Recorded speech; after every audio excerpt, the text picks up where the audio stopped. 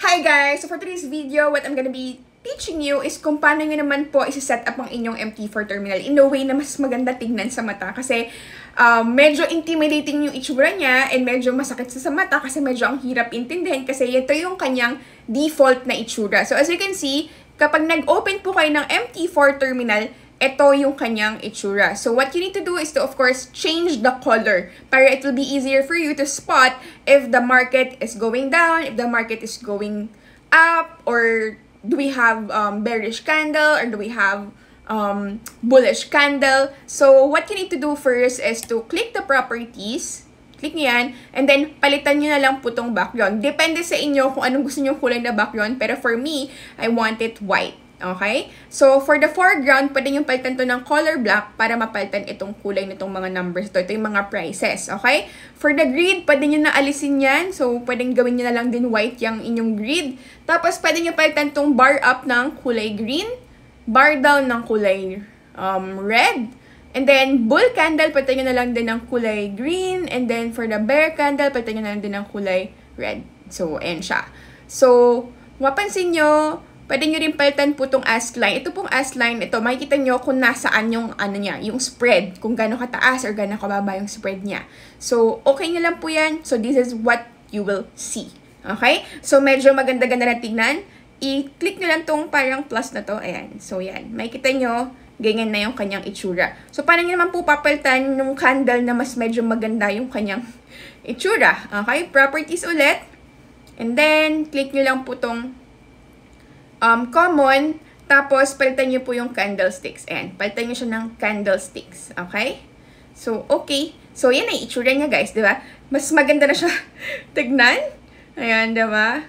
Tapos, kapag mag-a-add po kayo ng indicators, so ngayon kung gusto niyo siya lagyan naman ng indicators, what you need to click is insert, itong insert and then indicators, okay? So meron po mga available dyan ng mga indicators na pwede niyong gamitin. So kung kunwari itong sa trend, pwede kayong maglagay dyan ng moving average. Moving average, iset nyo na lang siya ng 200, ayan, 200 yung period. So meaning yan, 200 candles on the average yung presyo niyan, okay? So pwede mo siya iset ng kulay, depende sa gusto mo, pwede mo lagay na color blue. Ayan, color blue. Tapos medyo kapalan nyo na lang siya ng onte. So, makikita mo, ayan na po ang ating moving average. So, kapag ang moving average is, ayan, saan na ba? Pwede natin ilagay sa M5.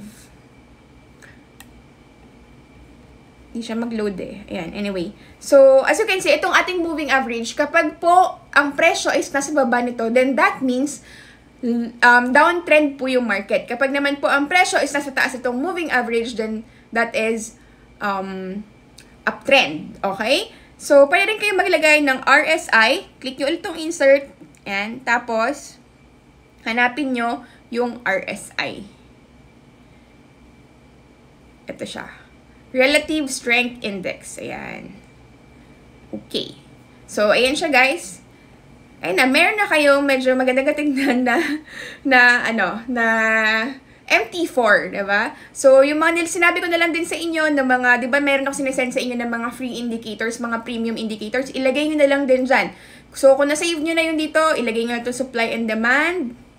Ayan. Tapos, yan. Tapos, ilagay nyo na lang din po itong ating Forex Pro indicators. Ayan. Okay. Pwede nyo na lang palitan yung kulay niyan kung gusto nyo. Kung okay na kayo dyan, then okay. Tapos, pwede nyo ilagay itong Fibo V2. Ayan. Palitan nyo na lang yung kulay nito ng para makita. Kasi sa white, hindi makikita yan eh. Pwede nyo lagay na kulay red, ganyan. So, yan na. Nakalagay na yung support and resistance dyan. O, diba? So, hindi pala kita yung ano natin. Yung kulay yellow. Yung ating, parang mga sun dyan. So, pwede nyo palitan yung kulay niyan. Pwede nyo gawing kulay red yung isa. Ayan. Tapos, ito natin. Pwede natin gawing kulay color black ba siya? Anyway, ayaw niya mapalitan. Ay, magbago ng kulay, pero this is how it will look like. Okay? So, ganun lang po siya, guys. So, di ba sobrang mas maganda tignan yung inyong MT4 terminal. So if you have more questions regarding forex trading, I'm very much willing to help you, of course. And I'm definitely, gusto ko is maging profitable kayo sa trading journey nyo. Kaya if you're under my affiliate, definitely, I'm very much willing to help you. And tulungan tayo dito. Okay? So yun lang, guys.